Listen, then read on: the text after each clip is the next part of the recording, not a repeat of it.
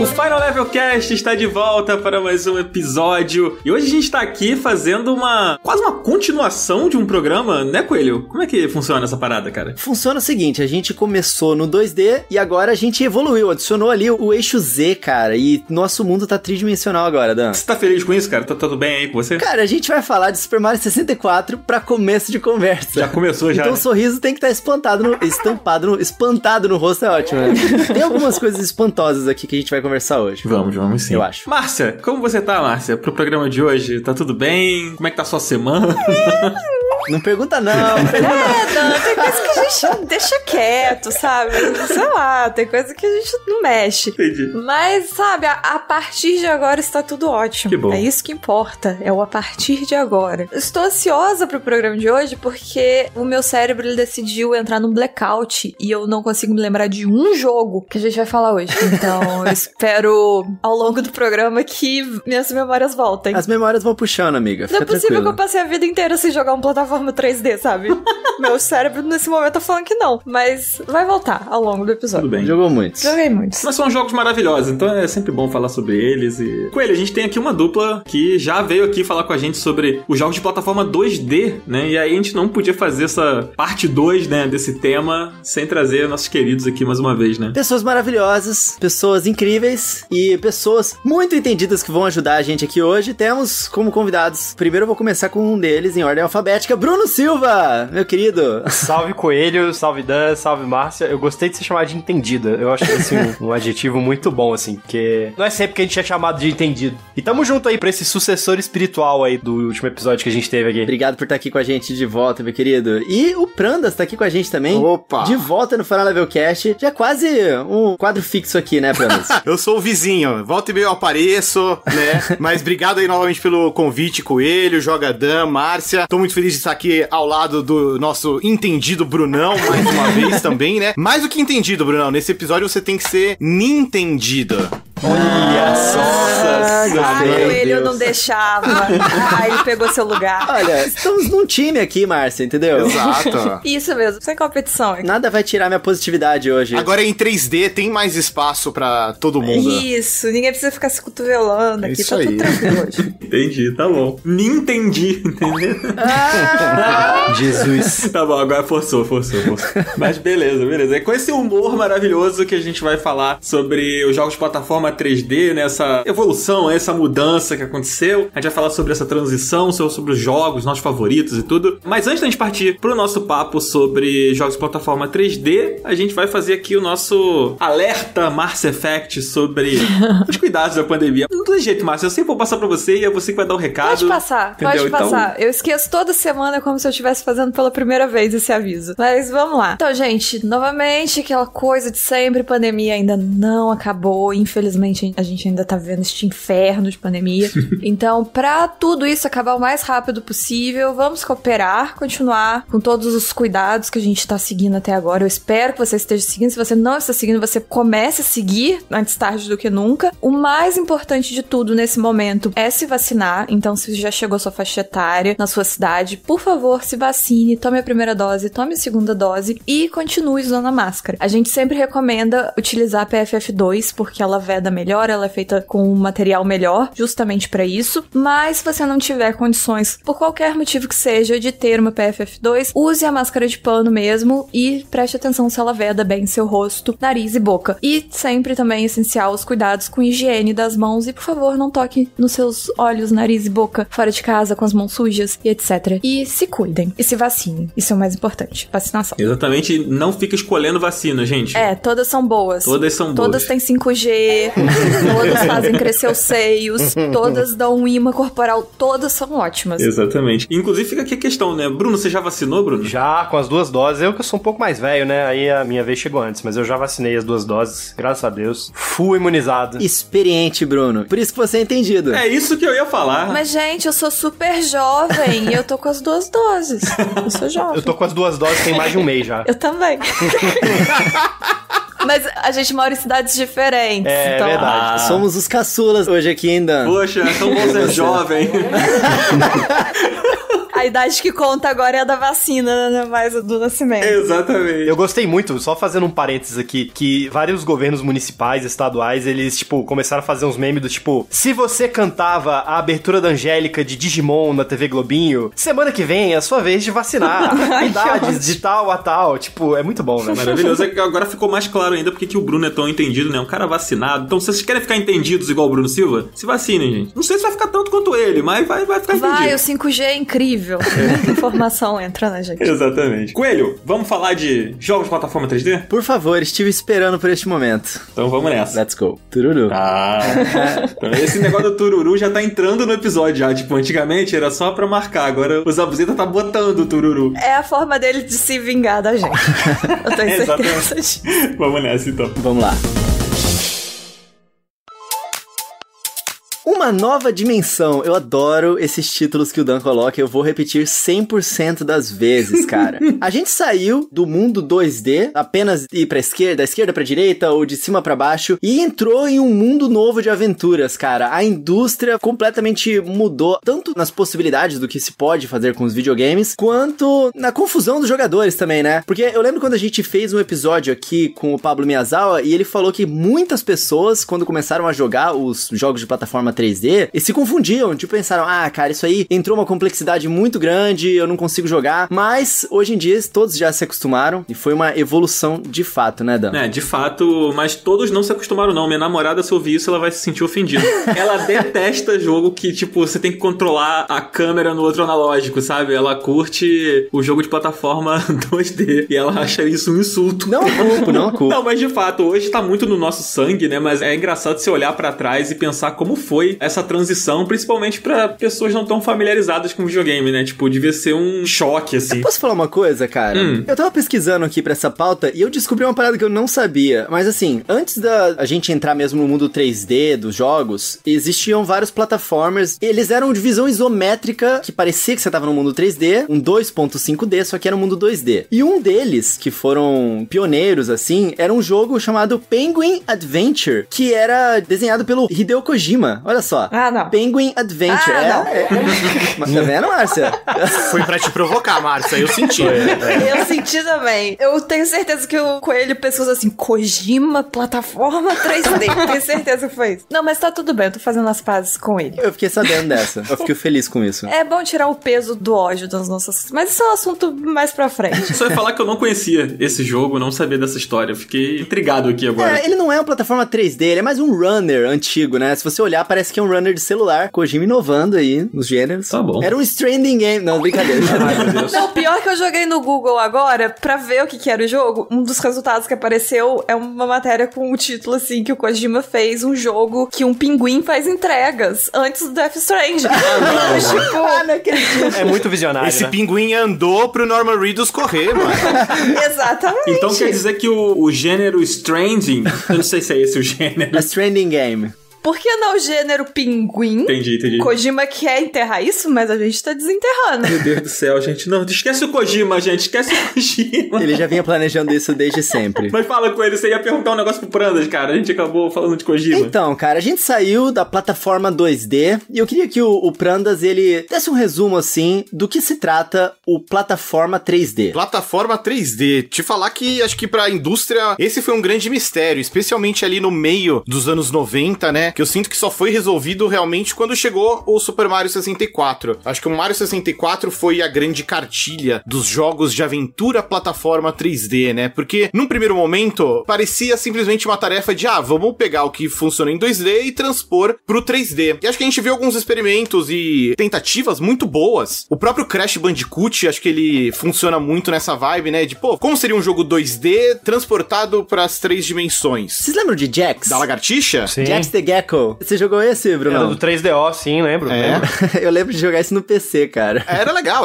Os anos 90 foi a era dos mascotes malucos, né? É. Mas eu lembro de alguns experimentos, assim, medonhos. Tipo, no Play 1 tinha aquele Jumping Flash, que era um jogo em que você é um coelho robô e é em primeira pessoa. E é basicamente sobre pular em plataformas 3D. Tem aquele Croc, que você é um jacarezinho, Nossa, né? esse eu lembro. Lembra desse? E assim, na época era legal porque era o que tinha, mas quando você olha em retrospecto, eu sinto que você vê vê que, putz, tava meio defasado, né? E eu sinto que é com o Mario 64 que aí, beleza, que se estabelece um template, um padrão de, tá, isso é um jogo de aventura plataforma 3D, em que você tem não exatamente fases lineares, mas sim meio que playgrounds tridimensionais com missões pra realizar ali dentro, né? Você pode explorar livremente, tem várias coisas pra fazer e pra interagir, mas não tem exatamente aquela convenção de, você começa aqui e vai andando até chegar no final, né? Acho que o Mario 64, ele subverte isso e adapta pro mundo tridimensional de uma maneira que faz sentido e aproveita, né, as novidades que as três dimensões proporcionam. É interessante que, se olhando pra trás, assim, eles ampliavam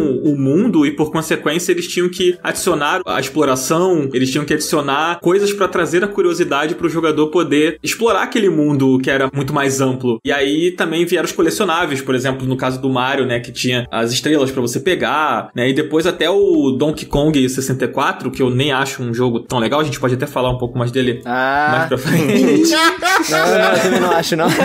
Só quis dar um sustinho. Ele entrou no Guinness na época, porque ele era o jogo com o maior número de colecionáveis que já tinha sido feito pra você pegar. Fiquei sabendo disso nessa pesquisa aqui pra esse programa, não lembrava desse fato. E isso é interessante, né, porque você instigava o jogador a não apenas ir matar o chefão e terminar a fase, mas também começava ali essa sensação da exploração, né, que não era possível fazer no 2D. Eles exageraram, né, Márcia? No Donkey Kong 2D já era perfeita a quantidade de colecionáveis que tinha. Então, eu não sabia da existência desse Donkey Kong 64. Assim, eu não tive 64, então esses jogos não existiram pra mim. Eu acho que o 2D ser perfeito estragou todos os outros Donkey Kongs daí pra frente. Porque como que você supera isso, sabe? Márcia, se você não gostou do Tropical Freeze, você não vai gostar do Donkey Kong 64. Não tenho o menor interesse, não. Obrigada. Suspeito que não. O Donkey Kong 64 você precisava de um Expansion Pack pra você conseguir rodar ele. Era uma coisa charmosa, né? A existência do Expansion Pack, né? Uma coisa assim. Era charmosa. Hoje eu acho escroto, mas na época era legal, assim. Mas tiveram muitas dificuldades, cara. Tipo assim, o Donkey Kong 64 é um exemplo de um jogo que teve uma dificuldade muito grande pra transpor o 2D pro 3D, né? Muitos clássicos tiveram essa dificuldade, né, Bruno? Sim, total, assim. É muito louco pensar que eu acho que talvez, assim, essa transição do 2D pro 3D foi um negócio que pegou não só pra jogos de plataforma, né? Foi um desafio pra praticamente todo o gênero de jogos, né? E realmente foi um período de muita experimentação. Eu acho muito curioso como no caso dos jogos de plataforma, né? Me parece muito que meio que todo mundo esperou sair o primeiro Mario em 3D pra dar essa cartilha, né? Tal qual o próprio Mario original, né? Foi a base pra praticamente todos os jogos de plataforma que vieram depois, assim, meio que tipo, não, vamos deixar os caras que inventaram esse treco aqui fazer pra gente ver como é que faz. Eu só fui jogar Super Mario 64, eu sou que nem a Márcia, eu não tive 64, eu só fui ter o contato com o Mario 64 já adulto, eu joguei a versão do DS, né? E é muito interessante, assim, realmente como várias das coisas, né? Eu acho que a Nintendo foi muito certeira, né? Em estabelecer algumas coisas, especialmente na parte da exploração, que realmente redefiniu o que viria a ser o jogo de plataforma depois, né? Eu acho que, sei lá, pra mim o Mario 64 e o Ocarina of Time são, assim, os dois mapinhas que a Nintendo entregou pra indústria de games e falou, olha, videogame 3D se faz desse jeito, sabe? E que a gente vê a influência deles até hoje, né? O Ocarina acho que é assunto pra outro podcast, mas, cara, você vê, cara, é um jogo de 96, assim, e tem coisas que são usadas até hoje. Cara, você pega o Mario Odyssey, foi feito quase 20 anos depois, mas foi lançado 20 anos depois, e assim, a essência do Mario 64 tá lá ainda. É surreal. E funciona. Inclusive ele foi celebrado por causa disso, né? Isso é muito louco, cara. Sim, é verdade. É quase como se fosse um almanaque, né? Você pega ali o Mario 64, beleza, aqui tem tudo que tem que ter. E por muito tempo ele foi esse manual, assim, né? Pros desenvolvedores. Prandas, queria saber de primeiras experiências, assim, cara. Como que você se lembra de um jogo de plataforma que foi seu primeiro contato, assim, que foi que bateu em você, assim? Foi o Mario 64 pra você? Cara, foi o Mario 64 e, assim, eu lembro perfeitamente da sensação de jogar. Eu já tava na expectativa, que eu vinha acompanhando nas revistas, né? O 64, ele foi adiado e tudo. Aí numa locadora perto de casa, era aquelas locadoras que você paga pra jogar por hora. Aí fui lá, juntei um dinheirinho, paguei pra jogar meia hora de Nintendo 64. E, cara, eu lembro de pegar o controle e, assim, eu não entendia como é que funciona aquilo. Eu lembro de ficar com o Mario meio andando em círculos, assim, porque eu não conseguia ter controle, né, sobre ele. Então, tinha toda uma questão também de o jogador se adaptar às três dimensões agora, né, porque exige uma outra forma de você se relacionar com o jogo, né, tem alavanca analógica, putz, agora você tem que se preocupar em controlar a câmera. Isso não existia, né, no jogo 2D. Você não tem que controlar a câmera. O jogo já cuida disso, né, agora não. Agora você também tinha que se preocupar com isso. Então eu lembro de ser uma experiência muito reveladora, muito diferente, com um ar de novidade, assim, muito grande. Foi bem mágico, assim, jogar o Mario 64. Até porque o mais próximo que a gente tinha na época eram alguns jogos já 3D do Play 1, do Saturn ou até no PC. Eu lembro também, por exemplo, de jogar o Resident Evil 1. Mesmo esquema, fui na locadora, aluguei, paguei meia hora pra jogar Resident Evil 1. Era um esquema de controle meio tosco, meio tacanho, né? Eu sinto que era meio o que dava pra fazer, que é aquele esquema tanque de guerra, né? Que você aperta pro lado, o boneco gira, e você aperta pra cima, ele anda pra frente, né? No Mario 64, não. Aquilo era 3D, aquilo era liberdade mesmo. Ele usava o analógico, né? Essa que foi também uma grande mudança, porque outros jogos, nessa época, eles usavam muito botões direcionais ali, digitais, ou então os botões do teclado, né? O personagem mesmo, ele se movia de uma forma um pouquinho mais durinha por causa disso. E aí, no Super Mario 64, eles meio que, cara, olha só, isso aqui é um analógico, você consegue controlar a pressão, a direção, em qualquer ângulo, e é assim que você faz um mundo 3D, que você pode explorar com toda essa liberdade, né? Muito louco isso. Eu lembro na época que tinha um colega rico na minha classe, na escola, que ele já tinha o 64, e eu lembro de pedir emprestado pra ele o manual do Super Mario 64, porque eu tava muito curioso, né? E, cara, o manual do Mario 64 é maravilhoso, porque ele tem, tipo, sei lá, o Mario tem 500 movimentos diferentes. O Mario anda, o Mario corre, o Mario pula, ele pula duplo, ele dá cambalhota, ele engatinha. Mano, ele faz um monte de coisa, né? E muito disso exigia você manipular o analógico de uma maneira que não era possível no direcional digital, né? No digital você ou aperta ou não aperta. No analógico é como o Coelho falou, você tem níveis diferentes de pressão, né? E isso muda como o Mario interagia com aquele mundo. Isso era muito louco, cara. A minha primeira experiência com plataforma 3D, eu nem acho que foi com o Mario, cara. Eu realmente acho que foi com o Gex. Eu adorava essa lagartixa, cara. Mas assim, eu acho que o Gex que eu jogava, ele usava uma arma, cara. Eu não me lembro muito bem, mas eu acho que ele usava uma arma e ele dava tiro também. Eu acho que era o 3. No Gex 3, ele... É um espião, né? Isso, ele fazia paródia de vários filmes. Ah, então deve ter sido isso. Eu não sei se ele saiu antes ou depois do Super Mario 64, mas eu acho que eu joguei ele antes de jogar. Foi depois. Foi depois? Quase certeza que foi depois. É, eu imagino que sim. Você, Bruno, qual foi a sua primeira experiência? Cara, a minha primeira, né, foi um jogo que é da mesma desenvolvedora do Jax, que é a Crystal Dynamics, né, fez o Vingadores aí recentemente. Nossa senhora. Era um jogo que, na verdade, nem 3D é. Ele é um jogo 2.5D, mas na época, né, a gente nem sabia o que era isso. Um jogo chamado Pandemonium. Nossa! Ele foi lançado pro PlayStation. Ele é do mesmo ano do Mario, é de 96 também. Ele tenta muito encontrar soluções ali de como a gente vai trazer plataforma pra um ambiente 3D. E ele era um jogo com mapas, né, renderizados, 3D e tudo, mas o gameplay dele era 2D. Então o que acontecia? Você apertava pra frente, o boneco fazia curva, o boneco pulava, ele andava em zigue-zague. Era uma fase linear, só que o movimento dele não era linear dentro do jogo, né? Ele andava pra trás, pra frente e tal. Que depois do que foi que se convencionou chamar de 2.5D, né? O gameplay obedece às estruturas, às regras do 2D, porém, o que você tá vendo na tela é 3D. Agora, o 100% 3D mesmo, que eu me lembro bem, é o Crash Bandicoot, assim. Foi o que eu mais joguei. Especialmente o 2 e o 3. O 1 eu não joguei tanto, não. E é interessante porque ele bebe um pouco dessa fonte do 2.5D, né? Porque as fases, elas também são lineares, né? Mas aos poucos a série, ela vai se soltando, né? Ela vai abrindo os ambientes, ela vai criando umas fases meio específicas que você faz algumas coisas que não são necessariamente tá em plataforma, né? Crash 3 faz muito isso, né? Tem fase que é uma fase de corrida, tem fase que é batalha de avião, as batalhas de chefe também. Ele vai adicionando uns elementos diferentões, assim. Mas é a primeira experiência que eu lembro, assim, que é realmente 3D, né? Que trabalhava muito com coisa de profundidade, né? Ao contrário do Mario 64, que era uma coisa meio que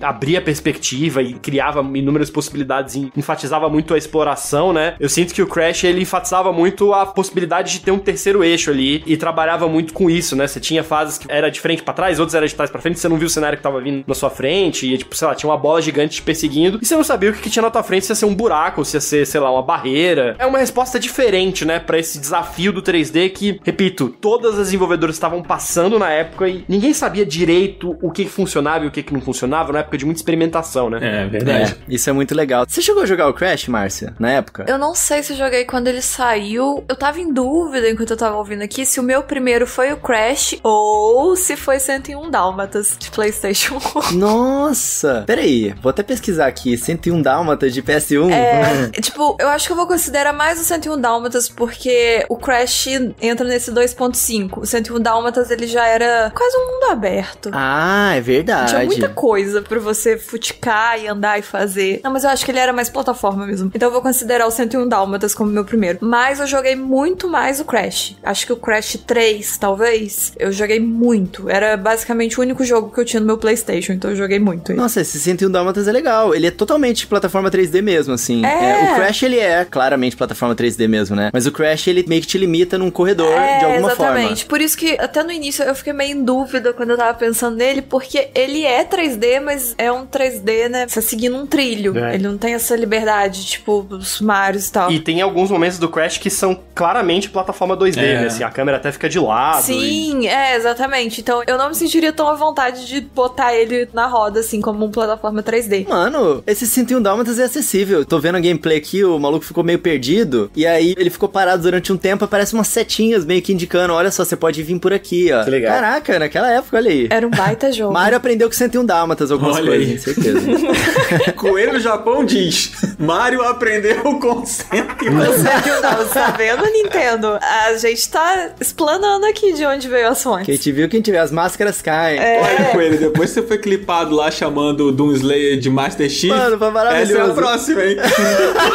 Cara, aquilo foi maravilhoso. Eu tava falando sobre o Master Chief um segundo antes. E um segundo depois daquele clipe eu caio na risada, porque eu percebi o que eu falei, né, mano? O Sakurai te sacaneou. Porque na hora que você fala, aparece, tipo, Doom. Você fala, pô, que sacanagem. O Sakurai, ele exibiu o Master Chief, ele chamou de Doom. Todo mundo sabe, a verdade é essa. E o seu, Dan? Conta pra gente. Cara, o meu, assim, vamos lá, eu vou apelar um pouquinho, porque entra um pouco nessa coisa que até o Bruno tava falando, da ilusão do 3D, né? Porque o meu primeiro que eu me recordo foi o Sonic 3D Blast, que eu joguei no Mega Drive, e ele era um jogo que ele saiu pro Mega Drive e depois ele saiu pro Sega Saturn, ou ele saiu junto pros dois, aí eu não sei exatamente. Ele tinha uma visão isométrica, então ele dava uma ilusão de profundidade, né? E você conseguia controlar o Sonic pra todas as direções ali. Mas ele era um jogo bidimensional, né? E era um jogo muito bonito, e ele era impressionante pro Mega Drive na época. Ele não era o Sonic mais legal, você era o Sonic, você tinha que ir salvando os pintinhos lá, parecia aquele flick do próprio Mega Drive, e você tinha que ir pegando, coletando esses bichinhos, mas ele tinha tudo do Sonic ali, era um jogo muito bonito, mas ele não é exatamente um 3D, assim, né? Apesar de se chamar 3D, eu sei que a versão do Sega Saturno tinha umas fases bônus que elas eram totalmente em 3D, que não tinha na versão do Mega Drive, mas o jogo em si era essa coisa meio isométrica ali, que era um 2D disfarçado de 3D, né? E passava essa sensação. Mas, assim, quando eu pegar um jogo 3D mesmo, eu acho que o primeiro que eu joguei foi o Mario 64 também, e eu joguei na locadora, igual o Prandas falou, aquelas locadoras que você botava hora, né, pra jogar, no caso era 30 minutos, e eu joguei 30 minutos dele, e assim, a minha cabeça explodiu. Eu já tinha jogado o Sonic, mas o Mario era outro lance, e foi um choque pra quem tava acostumado a jogar os jogos de plataforma e ter o contato com 3D pela primeira vez. Foi realmente muito louco, assim, muito, muito maluco. Entrando um pouco nas franquias que meio que definiram o gênero, claro que Super Mario 64, ele foi muito revolucionário, assim, e ele ensinou muitas coisas pra frente, mas tiveram outros jogos também, né? Mas acho que o grande lance do Super Mario 64, cara, é que você inicia num lugar que ele é totalmente aberto, assim, tem um castelo ali no meio, e tudo naquele jogo é misterioso, e o jogo, ele te recompensa pela exploração, né? Eu lembro que quanto que minha cabeça explodiu, porque assim, eu já tava me divertindo só de controlar o Mario, esse que é o grande lance. Outros jogos antes do Super Mario 64, pelo menos que eu tenha conhecimento, que eu já tenha jogado todos esses anos, né, jogando videogames,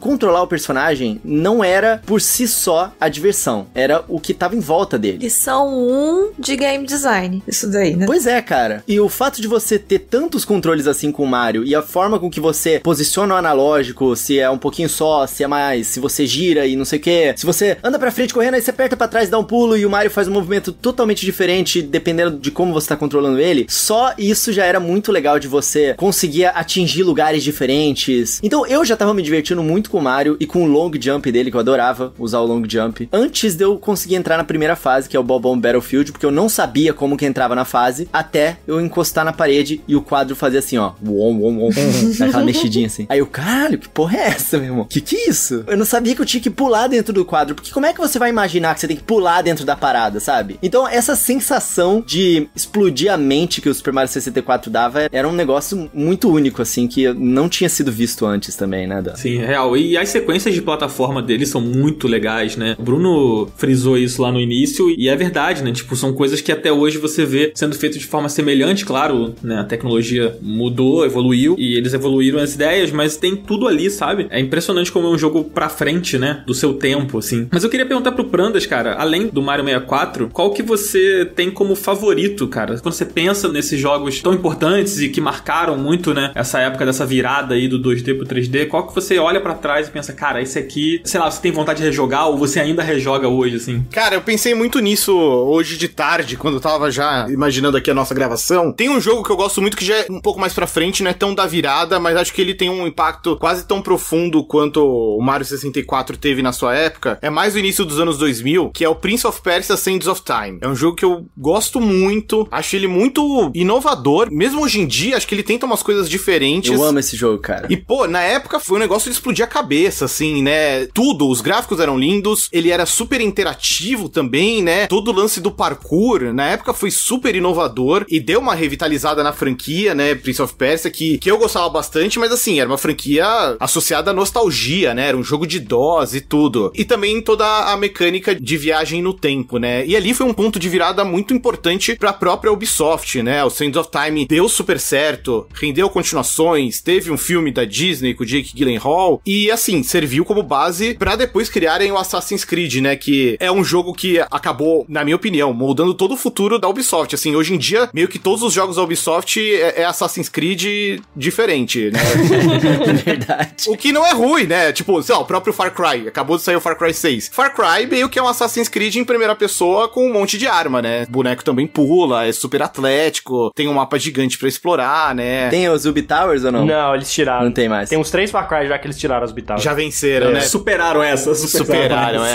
Mas pra mim, assim, no meu coração, o Sands of Time é um jogo super impactante, assim, nesse mundo dos jogos de aventura plataforma 3D. É bem legal o Prandas ter puxado o Prince of Persia, que inclusive ele não tá aqui no nosso roteiro, e é um jogo que foi muito importante porque ele também trazia elementos de ação de uma forma diferente, né? Porque ali naquele momento que ele foi lançado, a gente já tava começando a ver jogos mais de ação e levando pra um outro lado, né? Saindo um pouco do plataforma, mas o Prince of Persia, ele tem essas sequências de plataforma também, né? Ele é diferente do que tava sendo feito antes ali. Eu acho que a gente tinha que fazer um episódio inteirinho só sobre os Prince of Persias. Essa Nossa. trilogia é muito boa, cara. Eu sinto falta até hoje. Claro, Assassin's Creed se tornou isso, mas não é Prince of Persia. Não é. É diferente. O último jogo nesse estilo que eu joguei recentemente foi o Raj, aquele jogo indiano, né? Que é totalmente um Prince of Persia, que é muito, muito, muito mesmo inspirado. Mas eu sinto falta mesmo. E por isso que eu fiquei empolgado com o remake que eles anunciaram do Prince of Persia: Sands of Time. Esse jogo era muito bom, cara. É uma pena que tenha quase essa sensação de que o Assassin's Creed veio pra substituir, né, o Prince of Persia. Eles poderiam coexistir tranquilamente, assim, porque no fim das contas hoje o Assassin's Creed foi pra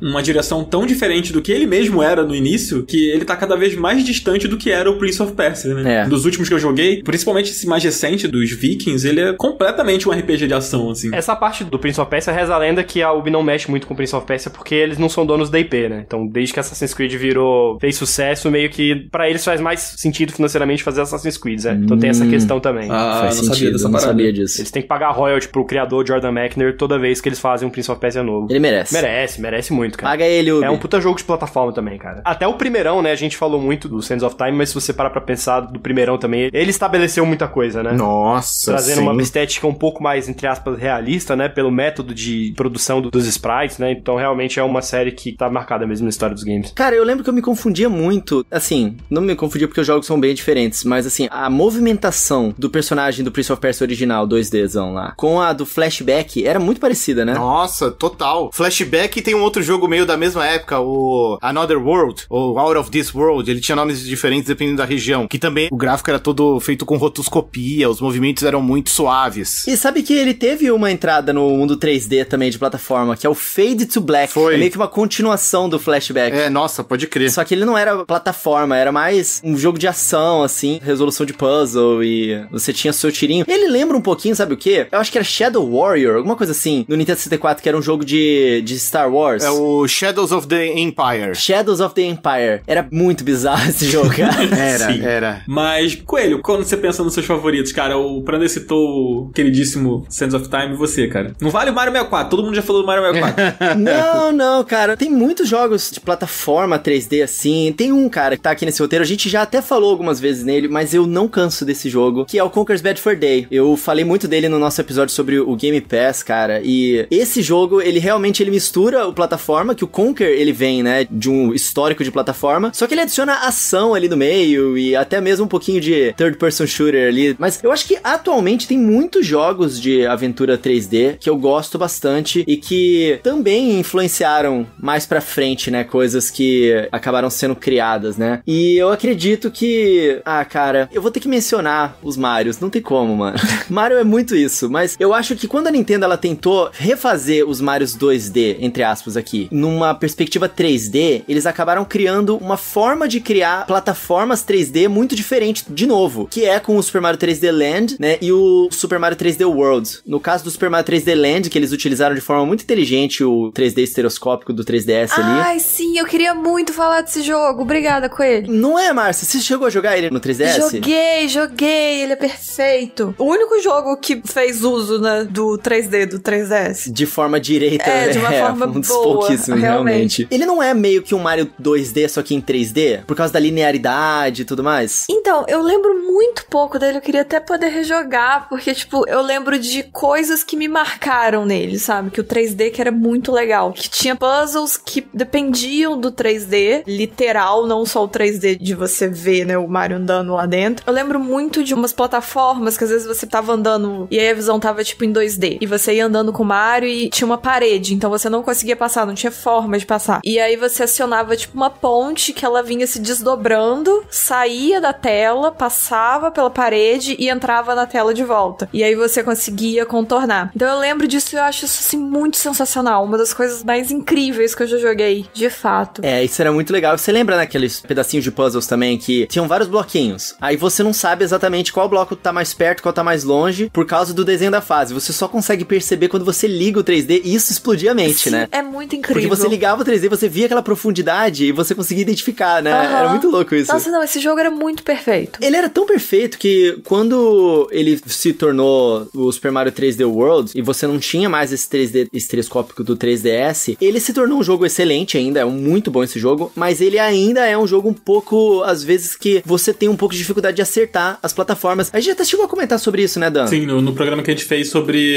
essa remasterização que saiu agora no Switch, né? Que os pulos, às vezes, são um pouco difíceis de acertar, né? Porque falta esse elemento que a Nintendo ela criou pro 3DS mesmo, né? Porque o 3D World, né, que era do Wii U, que agora tem aí no Nintendo Switch, também teve aquela coisa que a gente conversou sobre a quebra de expectativa, né? As pessoas esperavam um novo Mario Galaxy da vida, e ele não era. Eu acho que o grande lance dele era ele ter o cooperativo, né? Eu acho que o diferencial dele, tipo, não tinha o 3D, mas tinha o co-op pra você jogar com seus amigos, assim, que é muito maneiro. Fica caótico, mas eu acho muito legal. Mas ele sem o 3D, quando a gente diz o 3D, né, o efeitinho 3D do Nintendo 3DS. Que era sem óculos, eu acho super perfeito até hoje. Era o charme, né, do Land era o 3D. Era incrível. E funcionava muito. Funcionava perfeito. Era uma coisa assim, algumas pessoas tinham dificuldade de enxergar a princípio, mas no momento que a pessoa conseguia enxergar, você nunca mais não enxergava. E pra mim sempre foi muito tranquilo. E nossa, é muito incrível a sensação de você tá vendo o negócio saindo da tela, porque não é 3D pra dentro, é pra fora também. Sim. Você tinha que acertar a intensidade do 3D, né, que você controlava ali na telinha do 3DS. Cada pessoa usava a intensidade de um jeito. Se você acertasse ali, aí ia embora. Bom, pelo menos comigo foi assim. Eu não usava o 3D no máximo, eu usava ele mais ou menos no meio ali. E pra mim foi uma experiência muito legal. Eu tô muito, graças a Deus, que pra todas essas tecnologias o meu corpo tá sempre pronto, sabe? Então, tipo assim, eu botava qualquer uma, funcionava, então eu não tinha vertigem. Mas, desculpa, você falou que seu corpo tá sempre pronto e eu lembrei daquela conversa que a gente teve sobre o VR. Tem alguma plataforma 3D que você jogou no VR? Plataforma que é legal, 3D assim? no VR? Putz, existe? Aquele do ratinho não é plataforma? É porque ele é uma coisa um pouco diferenciada, né? Eu acho que quando você entra no VR é uma experiência tão diferente, até pra gente classificar os jogos começa a ficar um pouco diferente, né? Pela forma que a gente se movimenta. Mas o do ratinho o Moss. Ele é um 3D, então você realmente controla o ratinho na fasezinha e você assiste a fase como se você fosse um gigante, assistindo o que o ratinho tá fazendo, que é você que controla. Mas ele é um plataforminha assim. Mas eu quero saber do Bruno, cara. Teu favorito, cara. O Prandas puxou um dos anos 2000 lá e o Coelho já chamou o 3D, então já chutamos a bola, né? Então pode puxar o que você quiser falar. Ô, louco, hein? Cara, eu gosto muito do Crash, apesar dele não ter tantas inovações assim quanto um Mario da vida. É um que me marcou bastante. Eu acho que eu posso colocar ele facilmente como meu favorito. Você diz o primeiro? Cara, não, eu gosto mais do 2 e do 3. Eu acho que o 3 é o mais, em termos de gameplay, ele é o que tem mais variedade, assim. Então talvez eu acho que eu escolheria ele. Apesar de eu achar as fases do 2 mais interessantes. E ele também trabalha muito com essa coisa de colecionável e tal. E brinca com um negócio que eu vi poucos jogos de plataforma mexerem depois coisa, especialmente na época 3D, que é você trabalhar com a ideia de você dar uma recompensa pra quem terminar as fases rápido, né? Quando você termina o jogo, depois ele abre uma possibilidade de você tem que fazer a fase em 1 minuto e tanto, pra ganhar lá um colecionável. Eu acho que isso é um desafio legal também, que, né, depois speedrunners foram se profissionalizando nesse tipo de coisa, mas eu lembro que na época eu achava muito legal, assim, e que me fez ficar jogando o jogo várias vezes. Eu já tinha terminado o Crash 3 e eu continuava jogando porque eu queria pegar lá, tinham 3 níveis de colecionável, era uma relíquia, né, era tipo uma cruzinha normal, aí tinha de ouro, depois tinha de platina, tipo, tinha 3 tempos que você podia fazer. Então é um que me marcou bastante, assim. E outro que eu acho bem legal também, apesar de eu ter jogado menos, é dos mesmos desenvolvedores do Crash, e aí eu já acho que eles pegaram muito aprendizado do Mario, foi o Spyro, né? Dos últimos jogos aí do PlayStation 1, né? E que também teve um remaster bonitão aí recentemente, eu acho ele bem legal também. Esse jogo é muito carismático, gostava muito desse jogo, nossa, eu joguei demais Spyro. Inclusive eu não peguei essa remasterização, não sei se vocês jogaram, não sei se tá legal. Funcionou? Tá incrível. Tá muito bom. Tá bem É boa. bem bonito. É tipo a do Crash, cara. É tipo a do Crash. Ela tá bem bonita, super bem feita, bem legal. E é um ótimo jogo que qualquer criança também pode pegar, assim como naquela época as crianças pegavam e jogavam, hoje também continua sendo. Inclusive, eu acho que o Spyro, ele ficou ainda mais carismático hoje em dia, porque eles adicionaram animações e expressões novas pra ele, muito fofas, cara. Ai, gente, eu odiava esse jogo. É sério? Não acredito, Márcia. Eu lembro que eu peguei ele no PlayStation e eu achava ele, muito vazio, sabe? Parecia que eles me largavam num campo aberto e não tinha nada pra fazer. E eu ficava andando no campo, colhendo diamantes. Eu não sei. Ele rebolava, Márcia, quando andava, ele rebolava um pouquinho. Então, quando eu era criança, isso não me afetava tanto, igual hoje em dia. A gente vai envelhecendo, a gente vai ficando mole. Mas eu lembro que eu me sentia muito, tipo assim, me soltou num campo aberto e faz o que você quiser aí. Eu me sentia muito assim. Justo. Era meio isso mesmo. É. Uma coisa que eu queria comentar que o Brunão falou, né, que a galera que faz o Crash hoje em dia faz o Spyro também, que é a turma da Toys for Bob hoje em dia, né, porque quando você pega os jogos antigos lá atrás, quem fazia o Spyro era a Insomniac, que depois fez um monte de jogo plataforma 3D foda também, né, Homem-Aranha, Ratchet & Clank aí, enquanto que o Crash era a turma da Naughty Dog, que depois fez Jack and Dexter, fez Uncharted, que é basicamente Crash de Indiana Jones.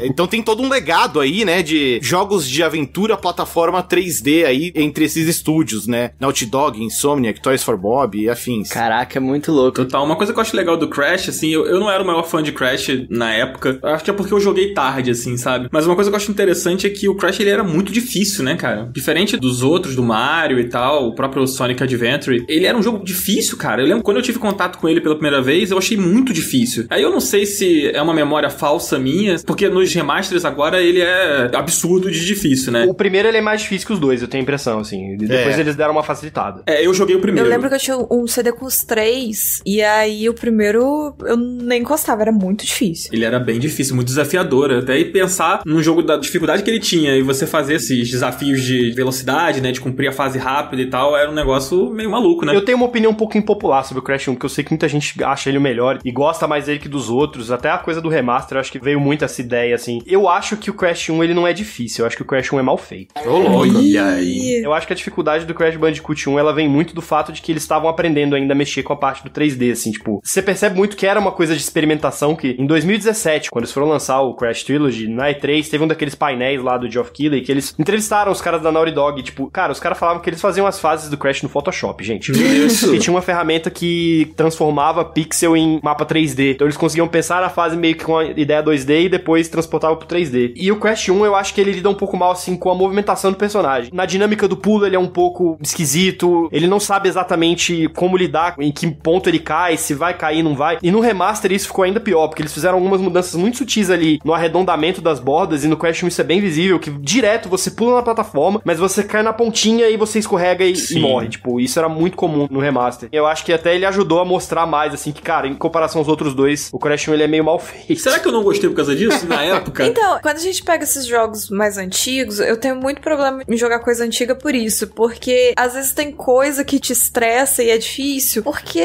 não é bem feito. Às vezes é limitação da época, tem uns que são, tem uns que às vezes talvez não seja, mas essas coisas de tipo, o pulo que é uma coisa muito engessada, você tem que pular exatamente naquele lugar, e cair no lugar exato, senão não dá certo, e você sente que tá errado, você não sente que é você. Eu acho isso muito complicado pra pegar hoje em dia pra jogar. Na nossa nossa lembrança não, nossa lembrança é tudo perfeito, mas hoje em dia eu acho muito difícil. O Mario 64 não aconteceu isso comigo, assim. Porque é bem feito.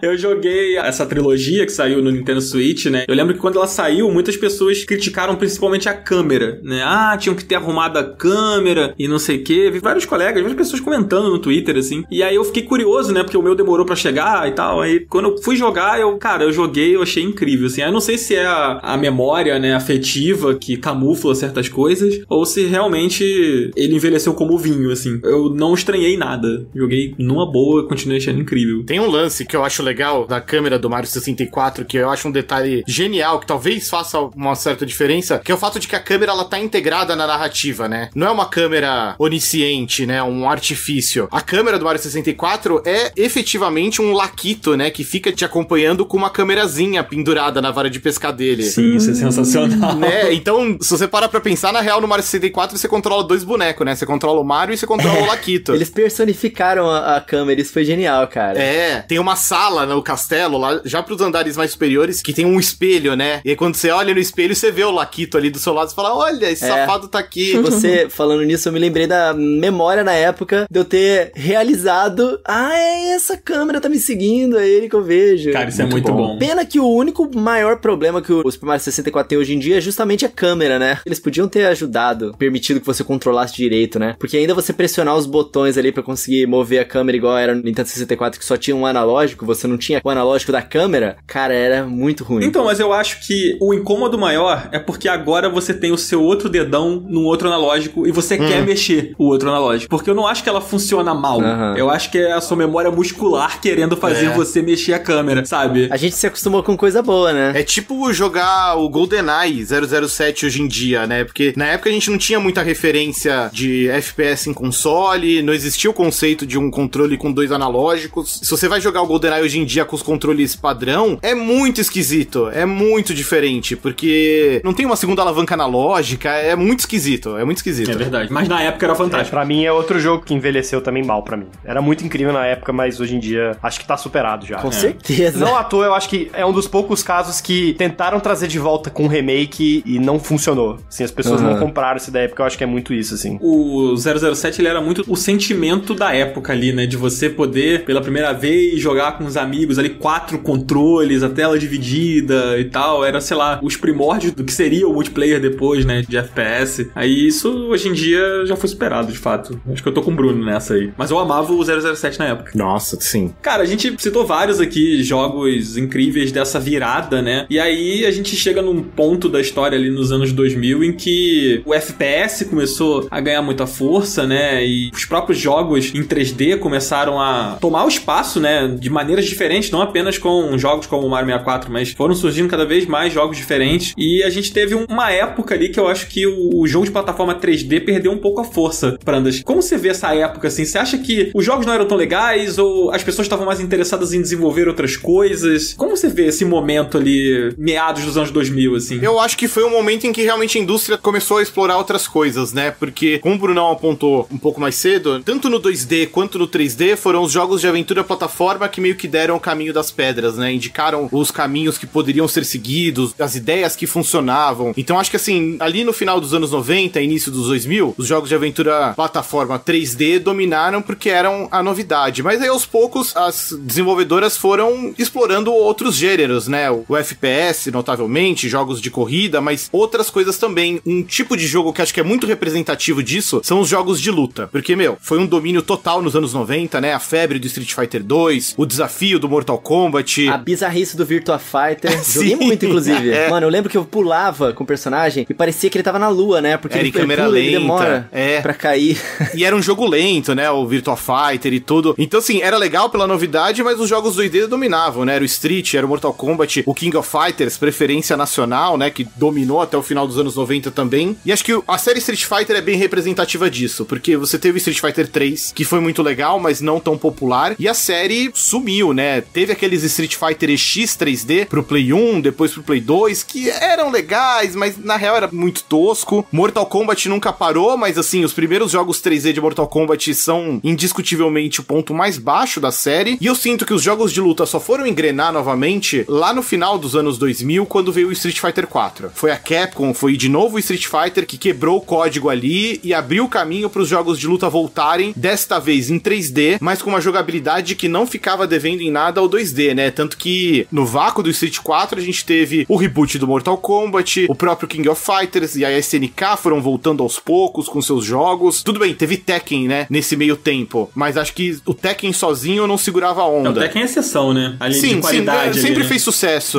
Muito cedo eles acertaram, né? Nos jogos de luta 3D, tal qual o próprio Virtua Fighter. Mas eu sinto que entre Tekken e Virtua Fighter não existia aquele mesmo frisson, aquela expectativa, como na época de Street Fighter e Mortal Kombat. E eu sinto que muito disso voltou com o Street Fighter 4. Ele reaqueceu o cenário competitivo, ele estimulou os antigos concorrentes a voltarem com novas investidas muito boas. E acho que isso tudo aconteceu por um momento de maturidade das desenvolvedoras de jogos, que ali no final dos anos 2000, ok, já estavam dominando o 3D a ponto de conseguir fazer experiências muito diferentes, né? A Square Enix teve um fenômeno parecido na mudança de geração ali da era Play 2, GameCube e Xbox, quando passou pra era HD do Play 3 e do 360, né? A Square Enix teve muita dificuldade pra se adaptar a criar gráficos em 3D e em alta definição. Final Fantasy 13 demorou pra caramba, outros tantos jogos, né, foram cancelados, o Final Fantasy Versus 13, por exemplo, né? Isso foi uma coisa meio de dores do crescimento, né? Enquanto outras empresas estavam aprendendo a lidar com o 3D, a Square teve essa dificuldade pra lidar com o 3D em alta definição. Então acho que é muito isso. No final dos anos 2000, a gente alcança um período de maturidade do conhecimento técnico das desenvolvedoras pra criar jogos tridimensionais. Então você acha que saiu um pouco de cena o plataforma 3D exatamente porque outras coisas estavam sendo feitas e, né, e houve essa mudança de foco, talvez? Sim, Pode sim. ser? É o que eu acho, pelo menos. Eu tendo a concordar. O que você acha, Bruno? Você vê dessa forma também? Cara, eu vejo, né, assim, você teve muito isso mesmo, tipo, foi um desafio pra cada gênero, um desafio pra cada empresa. O que me surpreende nesse caso todo, assim, acho que até eu tô ficando meio repetitivo aqui nessa história toda, mas mais uma vez eu acho que é muito louco pensar que, assim como foi na época do 2D, no 3D, todo mundo meio que esperou uma empresa meio que guiar todas as outras que a Nintendo, assim, eu acho que isso meio que tá acontecendo de novo, sabe? Assim, desde o Mario Odyssey, é muito louco pensar que eu acho que, ao contrário de outros gêneros, que você vê ali mais de uma desenvolvedora contribuindo e trazendo coisas que viram tendência, no de plataforma eu continuo achando que meio que você tem uma desenvolvedora que as contribuições dela, elas superam largamente, assim, a de todas as outras, sabe? Se você tira os jogos dela da conversa, o negócio fica meio esquisito, e eu acho que o maior fato é justamente a gente tá aqui há quase uma hora falando de jogos de plataforma 3D, e Mario 64 foi citado inúmeras vezes em inúmeros pontos da conversa, né? Assim, acho que diz muito sobre o gênero como um todo, né? É verdade. Mas eu também acho que nesse momento ali, nesse meio dos anos 2000, também aconteceram alguns jogos que não foram tão bons, né? Até os próprios jogos da Nintendo, assim. Por exemplo, eu acho o Mario Sunshine o mais fraco dos Marios 3D, assim. É o menos inspirado, é o que menos funciona. Eu acho que essa coisa do jogo de plataforma não funcionando tão bem ali naquele meio, o Mario não tá funcionando tão bem é porque tem alguma coisa errada, sabe?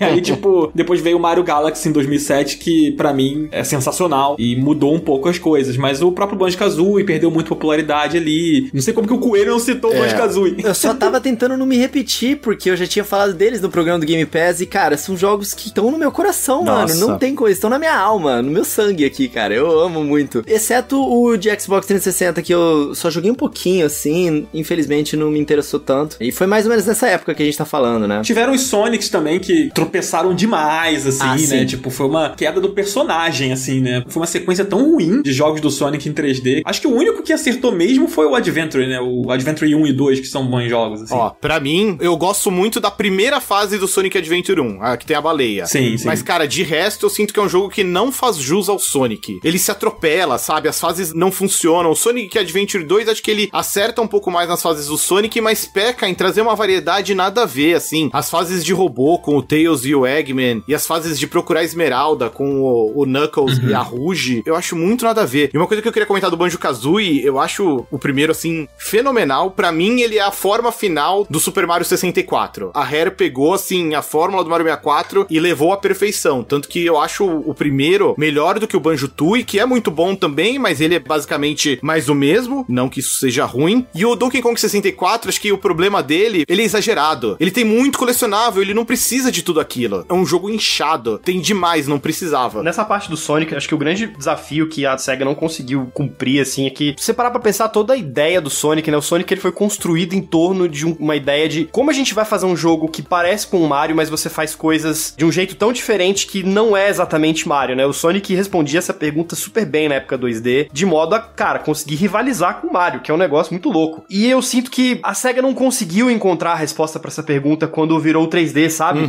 E o tempo foi passando, foram surgindo esses outros jogos todos, foi surgindo Crash, foi surgindo Spyro, foi surgindo Rayman, foi surgindo Banjo-Kazooie. Quando a SEGA tenta trazer uma resposta na época do Dreamcast já, cara, assim, você vê que eles não tinham muito a ideia do que fazer, e aí eles foram meio que atirando pra tudo que é lado, e aí os jogos foram ficando cada vez mais esquisitos. A SEGA só começa a ter um pouco de sucesso na parte do 3D quando ela incorpora coisas do 2D de volta, né? Até de forma literal, né, cara? O Sonic Generations, que é, cara, vamos trazer de volta o Sonic do 2D, tipo, pra esse negócio funcionar, sabe? Até visualmente, né? Que é o Sonic barrigudinho. É o barrigudo, é. E a consagração do Sonic mais recente vem num jogo que é literalmente inspirado na era 2D do personagem que é o Sonic Mania, né? Assim, então é muito louco você pensar que a SEGA não soube fazer um Sonic 3D, assim, que fosse essa resposta ao Mario igual o Sonic 2D foi. Eu acho que isso contribui muito pra derrocada do personagem, assim. Acho que a melhor, na minha opinião, pelo menos, a melhor investida de um Sonic 3D foi até feita meio sem querer pela SEGA. No Sega Saturn tem uma coletânea de jogos do Sonic chamada Sonic Jam. E ele tem um modo muito fofinho chamado Sonic World, que ele é basicamente um menu turbinado que é um mundinho 3D de Sonic. E ele é todo low poly, parece um Sonic feito no Play 1, sabe? Ele era o equiparável ali ao Sega Saturn. E ele tem uma Green Hill Zone 3Dzinha, e o Sonic corre, mas ele não corre super rápido. Então você consegue controlar ele nesse ambiente 3D. Então fica a dica aí pra quem não conhece, tem uns vídeos no YouTube que mostra, é muito bonitinho o Sonic World, que é esse menu 3D do Sonic Jam. Caramba, eu não conhecia, eu vou procurar isso agora. Ele lembra muito os Mario 64 mesmo, né? É, verdade. Cara, eu lembro de ter um VHS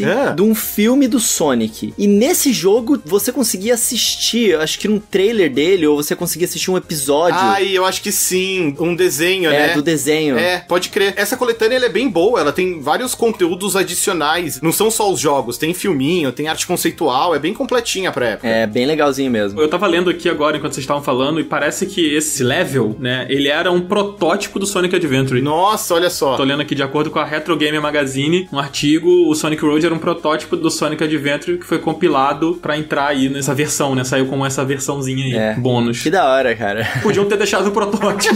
Esse protótipo tem uma vibe meio Banjo-Kazooie até. A Green Hill Zone ali, eu não sei se é Green Hill Zone, mas enfim. Ela meio que parece um pouquinho a floresta colorida, o mesmo esquema de cores, assim, que Banjo-Kazooie utilizava ali no início. Ô, Coelho, vem cá. Cara, tem muita coisa pra gente falar de Sonic, né? Será que a gente não vale fazer um programa sobre Sonic e contar um pouco sobre... Vale. Eu acho uma ótima ideia. Inclusive, eu vou pedir pra galera mandar mensagem pra gente lá no Telegram se gostaria de ver um programa do Sonic. Escreve lá, hashtag FLC Sonic e dá seu voto, sim ou não. Boa. Que aí depois a gente dá uma olhadinha em vocês. O link do nosso Telegram sempre fica na descrição aqui do episódio. É isso aí. Acho que o Sonic, ele tem uma história bem particular aí, de queda, principalmente, Coitado. Né? Dos seus tempos de ouro, que a gente pode falar um programa inteiro sobre isso. A gente não citou muito do Sonic 3D Blast. É, eu citei ele lá no início, pô. É, sim. Mas é que foi um jogo importante também. Eu achei que dava pra gente entrar um pouquinho mais nele. Eu sinto que o Sonic 3D Blast, ele meio que fica como um elo perdido, né, cara? Porque, primeiro, é um jogo de Mega Drive Saturno, mas assim, acho que em muitos mercados ele acabou ficando só mais no Mega Drive, porque era o videogame que tava mais popular na época, né? No mesmo ano que saiu o Mario 64. Então, assim, acho que a discrepância é muito grande, sabe? Demais. E meio que depois do 3D Blast, a SEGA meio que deixou de lado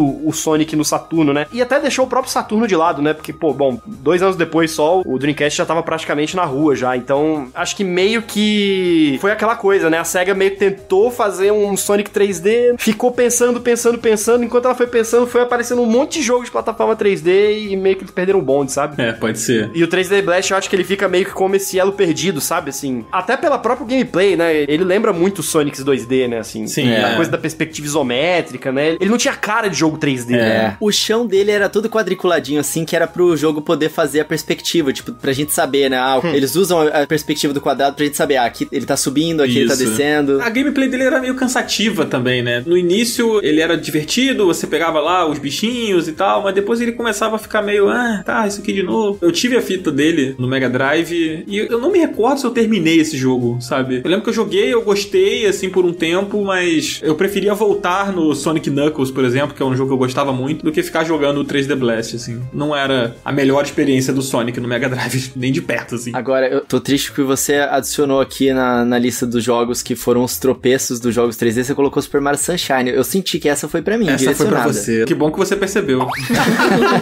Afronta. Afronta. Olha, a melhor forma de você descobrir que o Mario Sunshine não é grande coisa coisa, você jogar ele no Nintendo Switch agora. Sim. Quem comprou a trilogia, Cara. porque ela não é barata, foi limitada, etc. Quem tem ela em casa, joga ela com esse olhar, assim. Deixa eu dar uma olhada nisso aqui. Cara. E fica até mais evidente, né? Porque ele tá sanduichado entre talvez os 2 melhores Mario de todos os tempos, né? Sim, exatamente, mano. Na verdade, só escancara mais, assim, Cara, né? eu fico ansioso falar desse jogo, porque era o meu Mario 3D favorito. Meu Deus. E eu percebi que ele não era tão bom assim, justamente por causa disso. Porque eu tive que avaliar o Super Mario 3D All-Stars. E aí eu percebi, cara, a discrepância entre os outros dois é inegável, não tem como. O jogo é muito bugado também. Não tem jogo da Nintendo que seja tão bugado, e esse é. Tem muito bug, cara. Se o Coelho tá falando... Tá sumindo Pois aqui. é, Márcia, pra você Eu ver. imagino onde tá esse buraco, porque pro Coelho tá falando. E era um dos meus jogos favoritos, Márcia. É uma dor no meu coração falar isso, É tá? a dor da traição. Traído pela própria memória, tá vendo só? O adisamento de pixels e correção de bugs que o nosso cérebro faz é sem igual. Eu gostei de ter rejogado, tá? Eu tô fazendo um drama aqui. Agora já foi falado, Coelho, tenta resolver não. Eu gostei de ter rejogado os 10 primeiros minutos. Mas realmente eu não fiz tudo que eu tinha feito na época dentro do jogo, porque não me empolgou pra fazer tudo isso. Cara, eu acho legal antes da gente encerrar o programa, assim que a gente já tá indo aqui pra nossa reta final, mas a gente citar alguns jogos que vieram de pouco tempo pra cá, né? Porque a gente citou a época em que surgiram os jogos 3D, né? Em que eles começaram a tomar um espaço. A gente passou um pouco aqui pelo esse momento de incertezas, deles saindo um pouco de foco. E aí a gente teve um retorno, né? Com o Mario Galaxy, né? Depois o Mario Galaxy 2, mais recentemente o Odyssey, assim. E queria ouvir de vocês os favoritos de vocês, pensando nesses tempos agora, né? Se ainda impacta em vocês também, esses jogos de plataforma mais recentes. Vou passar essa pro Prandas, cara. Cara, tava pensando aqui, mais recentes, né? Eu ia falar o Mario Odyssey, mas, pô, o Mario Odyssey já é de 4 anos atrás, né? Nossa, 4 é anos verdade. atrás. Meu Deus do céu. Não, gente, é de 2 anos atrás. A gente tem 2 anos aí que a gente não conta. É verdade. Entendi. Justo. Pensando desse jeito. Faz sentido. Apaga aí 2020, pelo amor de Deus, 2021 também. Isso, é. Mas além do Mario Odyssey, um que eu queria destacar é o Astrobot do PlayStation 5, que acho que até agora, pra mim, pelo menos, é o melhor exclusivo do Play 5. Nossa, ele é bem legal. Que é um ele bem jogo legal. muito fofo, muito bonito, muito engenhoso e criativo, né? Acho que ele traz muito daquele maravilhamento que a gente tinha muito com videogames mais antigos, quando você jogava a primeira vez. Cara, a maneira como o Astrobot usa o DualSense é impressionante, cara. Cada fase traz uma novidade, traz uma surpresa, e tudo isso com, assim, gráficos muito bonitos, um monte de easter egg pra história do PlayStation. Eu acho um jogo, assim, maravilhoso, subestimado, inclusive, e espero muito que a gente veja mais títulos do estúdio que fez o Astrobot. Eu achei gatilho esse assunto, gatilho. Pra mim também foi, amiga. Vamos chorar no canto ali com ele. Lembrando que eu comprei e cancelei o PlayStation 5. Nossa. Coelho. Poxa vida, A cara. dor. Cara, gatilho. Cara, eu concordo muito com o Prandas e principalmente na parte dele ser subestimado, né? Porque ele é um jogo curto, você termina ele rapidinho, assim, o que, umas 5 horas, 4? Nossa, eu lembro de terminar em, assim, um final de semana jogando com a minha namorada, que também adorou, assim, o game. Ele é bem curtinho. E ele vem de graça, né, no PlayStation 5, e as pessoas tratam muito ele como uma tech demo de apresentação do DualSense. Mas ele é mais que isso. Ele é um jogo, ele tem batalha contra chefe, sabe? É muito legal, cara, o Astrobot. Tem troféu, cara. Ele tem troféu? Eu não Tem lembrava. troféu. Tem troféu. Tem troféu, tem platina. Platina, Aí, tem tudo. gente, joguem. E, inclusive tem gente que tá pegando o PlayStation 5 agora e que não tá jogando. Joga o jogo, gente. O jogo é legal. Gente, o negócio é de graça, joga. É bem legal mesmo. Inclusive, a gente falou lá atrás sobre o VR, né? E o Astrobot, ele estreou no VR, né? Com aquele Playroom, acho que é isso? Esse foi o que eu mais joguei. Eu não lembro exatamente o nome, mas eu joguei bastante e era muito legal esse jogo, inclusive, no PlayStation VR. Você interagia com ele, cara. Eu não lembro exatamente se você levantasse a cabeça e colocasse perto dele alguma coisa assim, ele meio que olhava pra você e interagia com você de volta. Você era uma entidade que andava junto com ele. Sim, né? Pode crer. O de VR é o Rescue Mission. Ah, sim. Playroom é esse do PS5, né? Não, Playroom ele veio antes. Ele é do lançamento do Play 4. Mas é da câmera, eu acho. Isso, exatamente, Márcia, é o da câmera. Ah, tá. Márcia tá certa. Mas realmente, o Astrobot, esse do PlayStation 5 é muito legal. E você, Bruno, qual que, pra você, cara, desses mais recentes, mexe contigo? Mario Odyssey. Olha, eu vou falar uma coisa aqui polêmica também, pra algumas pessoas. Eu acho o Mario Odyssey o melhor Mario 3D que já foi feito até o momento. Melhor que Sunshine? Pô, Coelho, se ajuda, Coelho.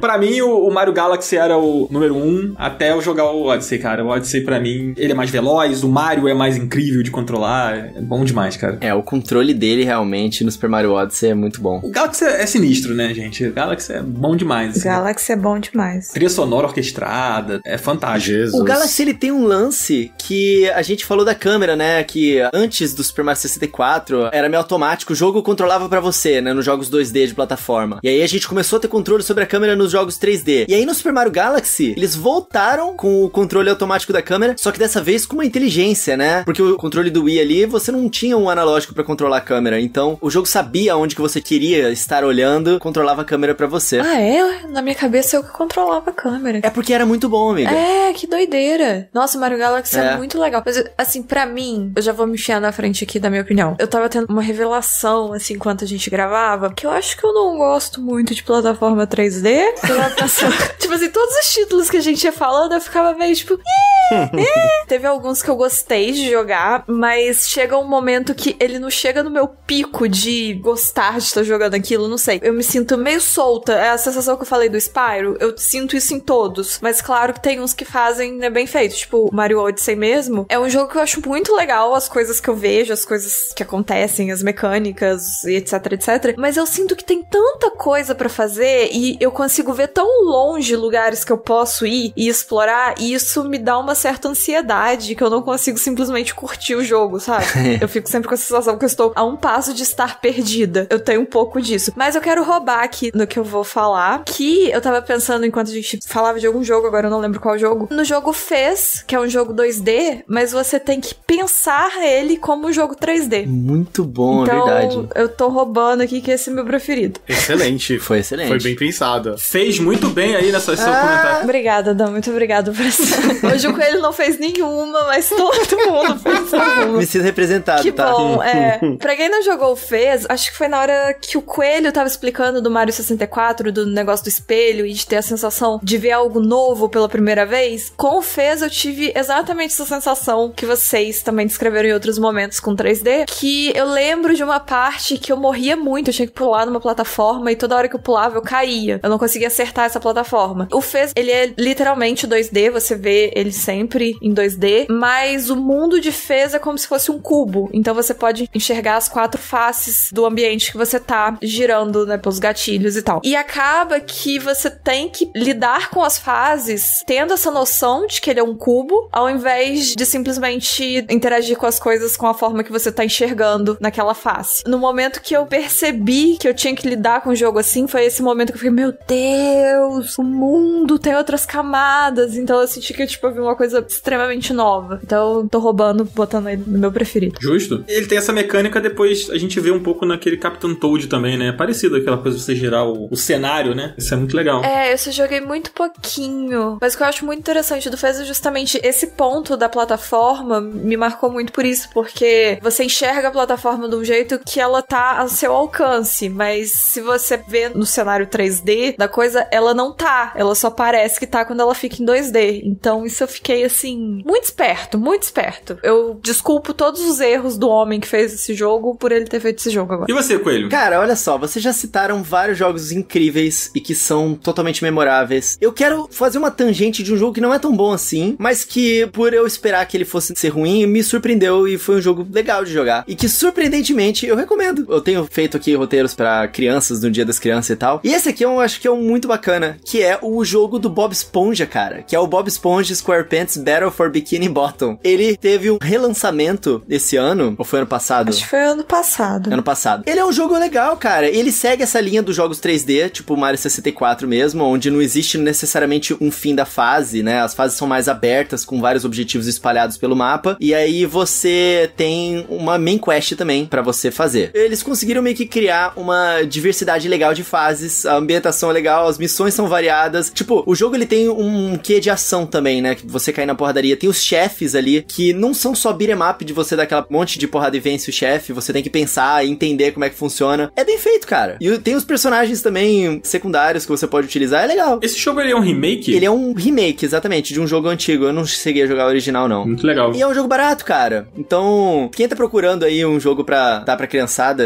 esse é legal. E claro, tem o New Super Lucky's Tale, que é maravilhoso também. Sinceramente, esse realmente é um dos melhores, assim. É muito bom e muito criativo esse jogo. Esse jogo é muito bom mesmo. Dos mais recentes, assim, eu já citei, mas eu vou reforçar que pra mim é o Super Mario Galaxy. Os dois Super Mario Galaxy, a gente já falou do Mario Odyssey, pra mim é meu favorito, mas eu gostaria de citar o Super Mario Galaxy 2, que ficou de fora fora dessa coletânea, né? Foi um absurdo. Eu não sei por que ele ficou de fora. Coelho, você que é o nintendista maior tem que responder isso pra gente. Por que o Mario Galaxy 2 ficou de fora? Mas eu acho ele um jogo imperdível, cara. Uma pena que ele não esteja no Switch, porque muita gente não tem mais o Wii e tal, então, sei lá, a galera que tá com o Switch aí já não poder ter acesso ao jogo é uma pena, cara, porque... Mano, eles vão relançar esse jogo por $40. Com certeza, com certeza. A Nintendo não vai dar esse mole, né? Eles não. E, cara, um que eu queria comentar aqui, que eu ainda não joguei, mas tá todo mundo comentando, é o Psychonauts 2. Eu não aguento mais não estar jogando esse jogo.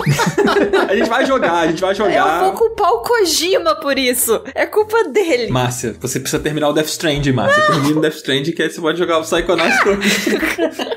O primeiro jogo é muito bom, que envelheceu bem, na minha opinião. Tava jogando ele há pouco tempo, mas eu tô muito ansioso pra jogar o 2 e acho que é um jogo que tá sendo muito bem avaliado, a galera tá comentando muito, tô curioso pra jogar o Psychonauts 2. Agora a gente vai encerrar, né, Coelho? Uma pena, muita coisa gostosa pra gente conversar, cara, muita coisa boa. Pô, a gente nem comentou de outros que não são tão... Não, são plataformas assim, cara, Portal 2, mais puzzle, né? Tem os elementos, sei né? lá, a Márcia até deu um miado aí, o que foi? Não, eu dei um miado porque o Portal é um dos meus jogos preferidos da minha vida. Só tava aqui ponderando se eu colocaria ele numa plataforma. Tipo assim, se ele for uma plataforma, aí ele entra como meu preferido. Então, era esse meu miado. Entendi. Sabe um jogo que saiu esse ano, que a gente falou muito bem dele aqui no programa que a gente fez sobre? É o It Takes Two, né? Que ele tem várias sequências ali de plataforma, né? Acho que ele entra nesse gênero. Sabe o que eu acho muito complicado? Porque agora todos os jogos são em 3D, né? Entre aspas, né? A maioria dos jogos maiores são em 3D. Então eu acho muito complicado eu conseguir classificar o que é uma plataforma e o que não é, sabe? Eu tenho muito essa dificuldade. Mas o It Takes Two, ele tem muitos elementos, realmente. É. Vocês jogaram o It Takes Two, Bruno Prandas? Cara, não, eu queria muito jogar, porque, de fato, né, ele precisa de 2 e eu não tenho 2. Então, Triste. Por favor, arrume um, por favor. Mas eu quero muito jogar. Ainda não joguei também. No caso, eu preciso arranjar o jogo. Aí, gente, olha vocês dois. Olha aí, ó. Aí, Prandas. Olha só. Olha o Tinder Ajuda do It nós, Takes EA. Two aqui. Deu match. Deu match. Inclusive chipo, tá?